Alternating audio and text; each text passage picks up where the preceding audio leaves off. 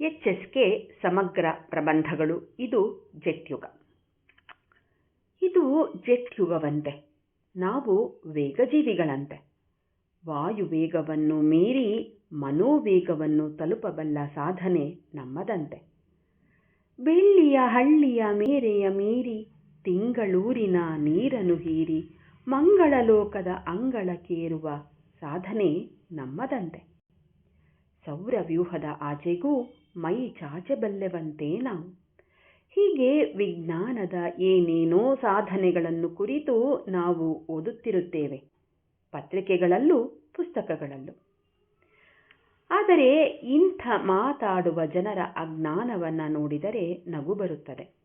ಪಶ್ಚಿಮದ ವಿಜ್ಞಾನಿಗಳು ಜೆಟ್ಟಿನ ಚೌಕಟ್ಟನ್ನು ಕಲ್ಪಿಸಿಕೊಡುವ ಮುನ್ನವೇ ನಮ್ಮೂರಿನ ಮಾಮಲದಾರರು ಜೆಟ್ಟಿನಲ್ಲೇ ಸಂಚರಿಸುತ್ತಿದ್ದರೆಂಬುದು ಈ ಜನಕ್ಕೆ ಗೊತ್ತಿಲ್ಲ ಪಾಪ. ಜೆಟ್ಟಿನ ವಿಚಾರವೊಂದೇ ಅಲ್ಲ, ನಮ್ಮ ಭಾರತದ ಜನಕ್ಕೆ ಗೊತ್ತಿಲ್ಲದೇ ಇದ್ದದ್ದು ಯಾವುದುಂಟು? ಪಶ್ಚಿಮದವರು ವಿಮಾನವನ್ನು ಕಂಡು ಹಿಡಿಯುವುದಕ್ಕೂ ಬಹು ಮುಂಚೆಯೇ ನಮ್ಮಲ್ಲಿ ಪುಷ್ಪಕ ವಿಮಾನ ಇರಲಿಲ್ಲವೇ? ತ್ರಿಲೋಕ ಸಂಚಾರಿ ನಾರದನಿಗೆ ರಾಕೆಟ್ ವಿದ್ಯೆಯನ್ನು ಕಲಿಸಿಕೊಟ್ಟವರು ಯಾರು? ನಮ್ಮ ಬ್ರಹ್ಮಾಸ್ತ್ರ, ನಾರಾಯಣಾಸ್ತ್ರ, ಪಾಶುಪತಾಸ್ತ್ರಗಳ ಮುಂದೆ ಈಗಿನ ಅಣುಬಾಂಬುಗಳನ್ನು ನೀವಾಳಿಸಿ ಬಿಡಬೇಕಲ್ಲವೇ? ನಮ್ಮ ಅಥರ್ವವೇದ, ನಮ್ಮ ಯಂತ್ರಶಾಸ್ತ್ರ, ತಂತ್ರಶಾಸ್ತ್ರಗಳೆಲ್ಲ ಈಗ ಪಾಶ್ಚಾತ್ಯರ ಸ್ವತ್ತಲ್ಲವೇ? ವಿಜ್ಞಾನ ವೀದಿಯಲ್ಲಿ ಸ್ವಚ್ಛೆಯಿಂದ ವಿಹರಿಸುತ್ತಿದ್ದ ಅಂದಿನ ನಾವೆಲ್ಲಿ?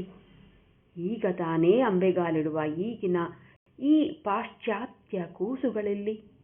ವೇರ್ ಟು ವೇರ್ನ ಲೆಕ್ಕ. ಜೋಗಿನ ರೋರರಿನ ಸನಿಹದಲ್ಲಿ ನಲ್ಲಿಯ ನೀರು ಸುರಿದಂತಲ್ಲೇ ಕಂಪೇರ್ಗೈಯಲಿಬ್ಬರನು. ನಮ್ಮೂರಿನ ಮಾಮಲೆದಾರರ ಬಳಿ 30 ವರ್ಷಗಳ ಹಿಂದೆಯೇ ಜೆಟ್ಟು ಇತ್ತು ಅನ್ನುವುದನ್ನು ಹೇಳುವುದಕ್ಕೆ ಹೊರಟಿದ್ದೆ. ಆದರೆ ಮಾತು ಎಲ್ಲೆಲ್ಲಿಗೋ ಹೋಯಿತು. ನಮ್ಮ ಹಿಂದಿನವರ ಸಾಧನೆಯನ್ನು ನೆನೆಸಿಕೊಂಡರೆ ಯಾರಿಗೆ ತಾನೇ ಮೈ ಜುಮ್ ಎನಿಸುವುದಿಲ್ಲ? ನಾವೇನು ಅಲ್ಪಾತ್ಮರೇ? ಮಾಮಲದಾರರು ನಮ್ಮೂರಿಗೆ ಜೆಟ್ ತಂದಾಗಿನ ದೃಶ್ಯ ನೋಡಬೇಕಿತ್ತು. ಎತ್ತಿನ ಬಂಡಿ ವಿನಾ ಬೇರೇನನ್ನು ನೋಡದಿದ್ದ ನಮ್ಮೂರಿನ ಜನ ಬೀದಿಯ ಜಗಲಿಗಳ ಮೇಲೂ ರಸ್ತೆಯ ಅಂಚಿನಲ್ಲೂ ನಿಂತು ನೋಡಿದರು. ಕೆರೆ ಬಾವಿಗಳಿಗೆ ನೀರಿಗಾಗಿ ಹೋಗಿದ್ದ ನೀರೆಯರು ಜೆಟ್ಟಿನ ಆಗಮನವನ್ನು ಕಂಡ ಕೂಡಲೇ ಅಲ್ಲಲ್ಲೇ ನಿಂತು ದಿಟ್ಟಿಸಿದರು. ತಲೆಯ ಮೇಲೆ ಹೊತ್ತ ಕೊಡದಿಂದ ತುಳುಕಿ ಮುಂದಲೆಯ ಮೇಲೆ ಚೆಲ್ಲಿದ ನೀರನ್ನು ಆ ಹೆಂಗಸರು ಬೆರಳುಗಳಿಂದ ಬಳಿದು ಹಾದಿಯಲ್ಲಿ ಸಿಂಪಡಿಸಿದಾಗ ಆ ಹನಿಗಳು ಬಿಸಿಲಿನಲ್ಲಿ ಫಳ ಫಳನೆ ಮಿಂಚಿ 7 ಬಣ್ಣಗಳನ್ನೇ ಚೆಲ್ಲಿದವು. ಜೆಟ್ಟಿನ ಕಟ್ಟಿದ ಕುದುರೆಯೋ ಕೊರಳ ಗಂಟೆಯನ್ನು ಜಣಿ ಜಣಿರೆನಿಸುತ್ತ ನಾಗಾಲೋಟದಿಂದ ನಡೆದಾಗ ದೇವಲೋಕದ ಉಚ್ಚೈಶ್ರವಸ್ಸನ್ನು ನೋಡಿದಷ್ಟೇ ಸಂತೋಷದಿಂದ ನಮ್ಮೂರಿನ ಜನರು ಪುಳಕಿತರಾಗದು. ಜೆಟ್ ಚಾಲಕ ಚಾಟಿಯ ಕಡ್ಡಿಯನ್ನು ಚಕ್ರಕ್ಕೆ ತಾಕಿಸಿ ಟಕ ಟಕ ಶಬ್ದ ಮಾಡಿದ. ಮುಂದೆ ಕುಳಿತ ಮಾಮಲೆದಾರರ ಪುಟ್ಟ ಹುಡುಗ ಗಂಟೆಯನ್ನೊತ್ತಿ ಠಣ ಠಣ ಬಾರಿಸಿದ. ಹಿಂದೆ ಕುಳಿತ ಮಗಳು ಗಾಳಿಯಲ್ಲಿ ಕೈ ಚಾಚಿ ಕೇಕೆ ಹಾಕುತ್ತಿದ್ದಳು.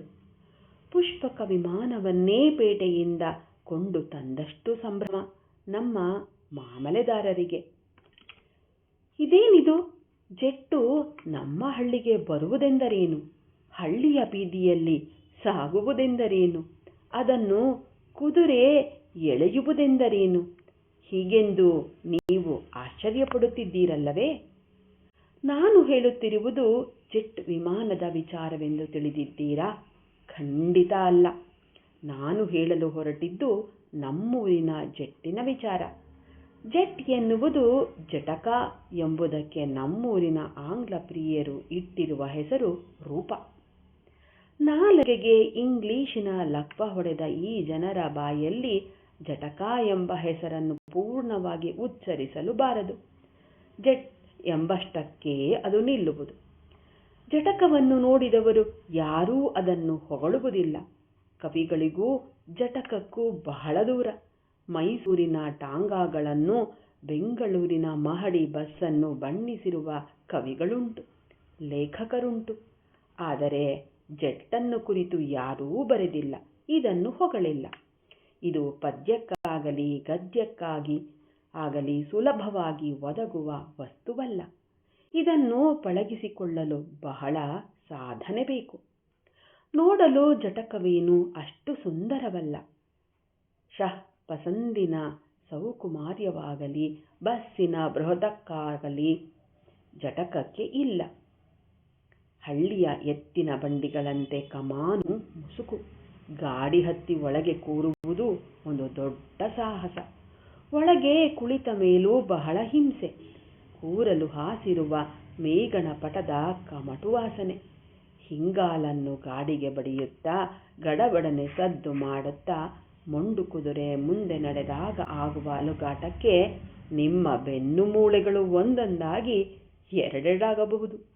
ರಸ್ತೆಯ ಈ ಬದಿಯಿಂದ ಆ ಬದಿಯವರೆಗೆ ಅಡ್ಡ ಪಲ್ಲಕ್ಕಿಯ ಉತ್ಸವದಂತೆ ತೂಗಾಡುತ್ತಾ ನಡೆದ ಗಾಡಿ ಯಾವ ಗಳಿಗೆಯಲ್ಲಿ ಅನಾಹುತಕ್ಕೆ ತುತ್ತಾಗುವುದೋ ಎಂದು ನಿಮಗೆ ಭೀತಿ ಹುಟ್ಟಬಹುದು.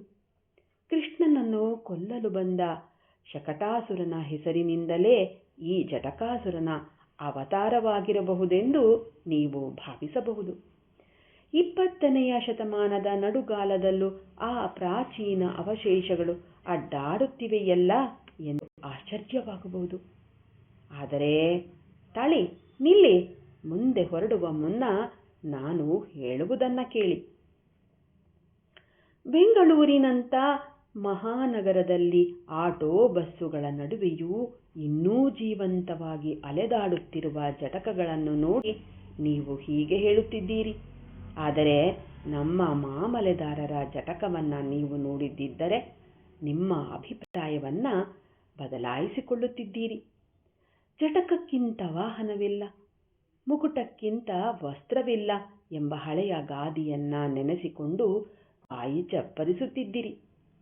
ನಮ್ಮ ಮಾಮಲೆದಾರರ ಜಟಕ ಸಾಮಾನ್ಯವಲ್ಲ.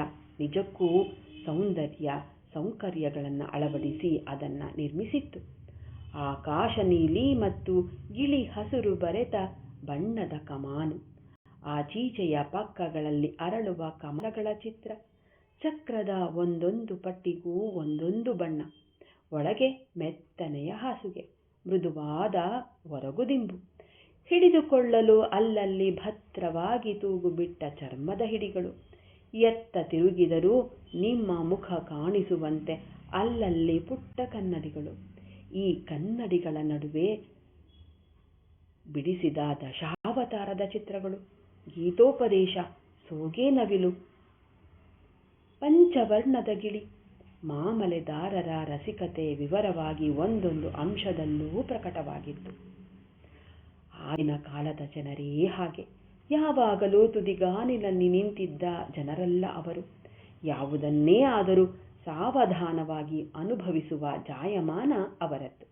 ಸಂಚಾರವೆಂದರೆ ಕೇವಲ ಸ್ಥಳಾಂತರ ಮಾತ್ರವೇ ಅಲ್ಲ, ಸುತ್ತಮುತ್ತಣ ಪ್ರಕೃತಿಯನ್ನು, ಜನಜೀವನವನ್ನು ನಿರೂಪಿಸುತ್ತಾ ನಡೆಯಲು ಅವಕಾಶ. ಬೆಳಗ್ಗೆ ಬೊಂಬಾಯಿಯಲ್ಲಿ ವಿಮಾನದಲ್ಲಿ ಕುಳಿತು ಸಂಜೆ ಸ್ಯಾನ್ ಫ್ರಾನ್ಸಿಸ್ಕೋವಿನಲ್ಲಿ ಇಳಿದರೆ ಏನಾದ ಹಾಗಾಯಿತು? ಇವುಗಳ ನಡುವಣ ದೂರವೆಂಬುದು ಶೂನ್ಯವೇ? ಕಡಲಿನ ನೀಲ, ಹಸುರಿನ ಬಸಿರು, ಜನಜೀವನ ಮಹಾಪ್ರಗಾಥ, ಇವಕ್ಕೆಲ್ಲ ಕಣ್ಣು ಮುಚ್ಚಿ ನಡೆಯುವುದು ಮಹಾ ಅನ್ಯಾಯ. ಕಾರಿನಲ್ಲೋ ಬಸ್ಸಿನಲ್ಲೋ ಕೂತು ಸರ್ರನೆ ಓಡಾಡುವುದರಿಂದ ಬರುವ ಲಾಭವಾದರೂ ಏನು? ಅಂಥವರ ದೃಷ್ಟಿಯೆಲ್ಲ ಮುಂದೆ ತಲುಪಬೇಕಾದ ಗುರಿಯತ್ತ. ಪ್ರಯಾಣದ ಸಂಪೂರ್ಣ ಸೌಖ್ಯ ಆನಂದ ಪಡೆಯುವುದು ಅಂಥವರ ಹಣೆಯಲ್ಲೇ ಬರೆದಿಲ್ಲ. ಆದರೆ ಜಟಕ ಪ್ರಯಾಣ ಹಾಗಲ್ಲ.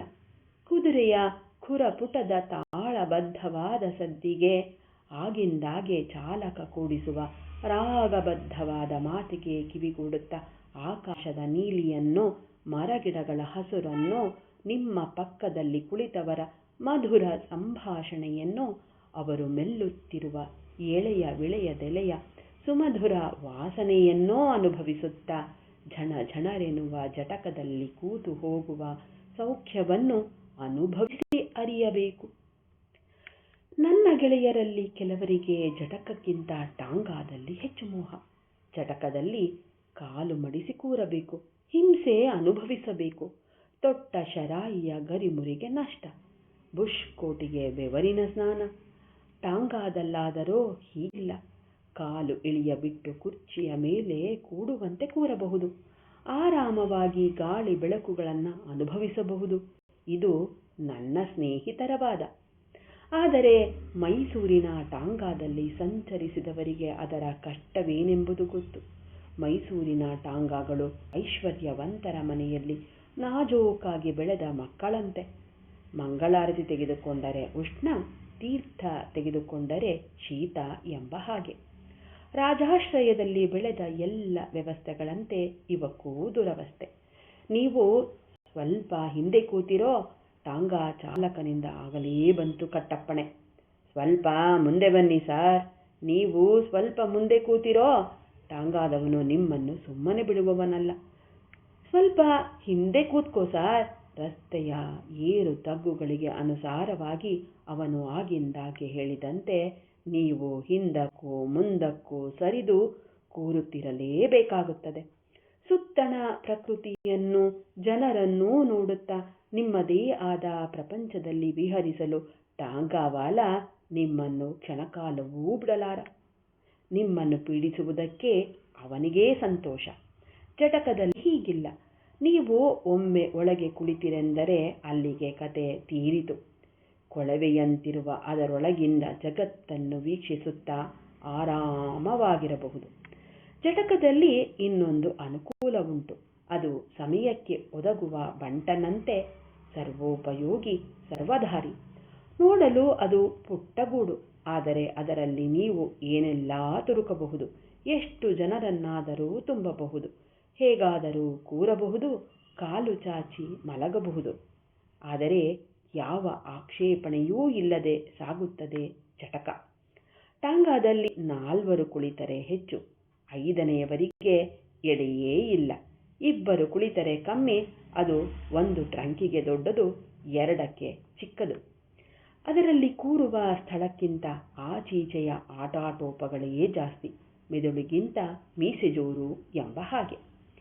ಜಟಕಕ್ಕೆ ಇಷ್ಟೆಲ್ಲ ಗುಣ ಇರುವುದರಿಂದಲೇ ಬೆಂಗಳೂರಿನಂಥ ಮಹಾನಗರದ ಬೀದಿಗಳಲ್ಲಿ ಇಂದಿಗೂ ಜಟಕಗಳು ಶೋಭಾಯಮಾನವಾಗಿ ಓಲಾಡುತ್ತಾ ಸಾಗುತ್ತಿವೆ. ಆಟೋ ರಿಕ್ಷಾಗಳಾಗಲಿ, ಮಹಡಿಯ ಬಸ್ಸುಗಳಾಗಲಿ ಜಟಕವನ್ನು ಕೊಲ್ಲಲು ಇನ್ನೂ ಸಾಧ್ಯವಾಗಿಲ್ಲ. ಜಟಕ ಬಂಡಿಯನ್ನು ನೋಡಿದಾಗ ನನ್ನ ಮನಸ್ಸಿನಲ್ಲಿ ಏನೇನೋ ಭಾವನೆಗಳು ಮಿಂಚಿ ಮರೆಯಾಗುತ್ತವೆ. ಜಟಕವಾವುದೋ ಗೂಢ ಭಾವವನ್ನು ಬಿಚ್ಚುತ್ತಿಹುದು, ಆತ್ಮವದನರಿಯುವುದು. ಜಟಕವಾವುದೋ ಗೂಢ ಭಾವವನ್ನು ಬಿಚ್ಚುತ್ತಿಹುದು, ಆತ್ಮವದನರಿತಿಹುದು, ನುಡಿಗೊಡಲು ನೋಯುತ್ತಿಹುದು. ಬೆಂಗಳೂರಿನ ಜಟಕವಂತೂ ನೋವಿನ ನೆನಪನ್ನೇ ತರುತ್ತದೆ. ಮರುಗೊಳಿಸುವಂತೆ ಮಾಡುತ್ತದೆ. ಬಡ ಕುದುರೆ, ಮುರುಕು ಶರೀರ. ಗಾಡಿಯಿಂದ ಕುದುರೆಯನ್ನು ಬಿಚ್ಚುವುದೇ ಅಪಾಯ. ಗಾಡಿಗೆ ಕುದುರೆ ಆಶ್ರಯ, ಕುದುರೆಗೆ ಗಾಡಿ ಆಶ್ರಯ.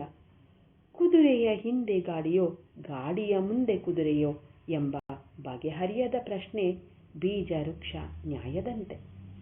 ಬಸ್ಸಿನ ಪೂತ್ಕಾರ, ಆಟೋವಿನ ಆಟಾಟೋಪ, ಟ್ಯಾಕ್ಸಿಗಳ ಠೇಂಕಾರ, ಇವುಗಳ ನಡುವೆಯೂ ಈ ವಾಹನ ವಿಶೇಷ ಬದುಕಿರುವುದು ಒಂದು ಮಹಾ ಸತ್ಯವನ್ನೇ ಸಾರುತ್ತದೆ. ಆಧುನಿಕ ವ್ಯವಸ್ಥೆಯ ಅಸಂಖ್ಯಾತ ಆಘಾತಗಳಿಗೆ ಒಳಗಾಗಿಯೂ ಸಾಯಲೊಲ್ಲದೆ ಬದುಕಲು ಹೆಣಗುತ್ತಿರುವ ಮಾನವತೆಯ ಪ್ರತೀಕವಾಗಿ ಬೆಂಗಳೂರಿನ ಬೀದಿಗಳಲ್ಲಿ ಇದು ಸಂಚರಿಸುತ್ತಿದೆ. ಸದಾ ಸಾಗುತ್ತಿರುವುದೇ ಜೀವನದ ಪರಮಾರ್ಥವೆಂಬುದನ್ನು ಇದು ಸಾರುತ್ತಿರುತ್ತದೆ. ಆದ್ದರಿಂದಲೇ ನಮ್ಮ ಮಂಕುತಿಮ್ಮ ಹೀಗೆ ಹೇಳಿದ್ದಾನೆ: ಬದುಕು ಜಟಕಾ ಬಂಡಿ, ವಿಧಿಯದರ ಸಾಹೇಬ. ಕುದುರೆ ನೀನ್ ಅವನು ಪೇಳ್ವಂತೆ ಪಯಣಿಗರು. ಮದುವೆಗೋ ಮಸಣಕೋ ಹೋಗೆಂದ ಕಡೆಗೋಡು. ಪದ ಕುಸಿಯ ನೆಲವಿಹುದು ಮಂಕುತಿಮ್ಮ. ಮಂಕುತಿಮ್ಮನ ಈ ಮಹಾವಾಕ್ಯಕ್ಕಿಂತ ಹೆಚ್ಚಿನ ಹೊಗಳಿಕೆ ನಮ್ಮ ಜಟಕಕ್ಕೆ ಬೇಕೇ? ಈ ವೇದಾಂತದ ಸಾರವನ್ನು ಜನಕ್ಕೆ ಮನವರಿಕೆ ಮಾಡಿಕೊಡಲೋಸುಗವಾದರೂ ಜಟಕ ಉಳಿಯಬೇಕು. ಜಟಕವೇ ಇಲ್ಲದ ಕಾಲವೊಂದೇನಾದರೂ ಬಂದರೆ ದೇವರ ದಯೆಯಿಂದ ಅಂಥ ಕಾಲ ಬರದಿರಲಿ. ಆಗ ಮಂಕುತಿಮ್ಮನ ಈ ಪದ ಜನಕ್ಕೆ ಅರ್ಥವಾಗುತ್ತದೆಯೇ?